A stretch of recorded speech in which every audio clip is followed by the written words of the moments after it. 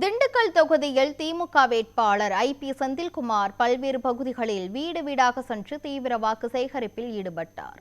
திண்டுக்கல் சட்டமன்ற தொகுதியில் திமுக சார்பில் போட்டியிடும் ஐ.பி. செந்தில்குமார் தீவிர வாக்கு சேகரிப்பில் ஈடுபட்டார்.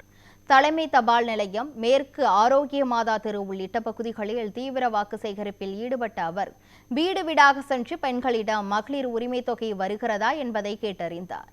பின்னர் பொதுமக்கள் மத்தியில் பேசிய அவர், தொகுதி பிரச்சினைகளை சட்டமன்றத்தில் பேசுவேன் எனவும், முதல்வர் மற்றும் துணை முதல்வரிடம் பேசி திட்டங்களை கொண்டு வருவேன் எனவும், மக்களின் பிரச்சினைகளை தீர்க்க காலை 8 மணி முதல் இரவு 8 மணி வரை அலுவலகம் செயல்படும் என்றும் உறுதியளித்தார்.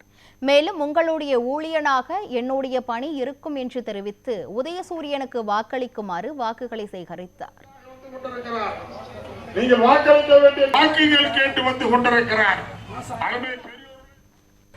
தொடர்ந்து நமக்கான திட்டங்கள் கிடைத்தன. இப்பொழுது தேர்தல் வாக்குறுதியில் சொன்ன திட்டங்கள் நமக்கு இனி கிடைக்கப்பெற அதில் குறிப்பா சொல்லியிருக்கார்.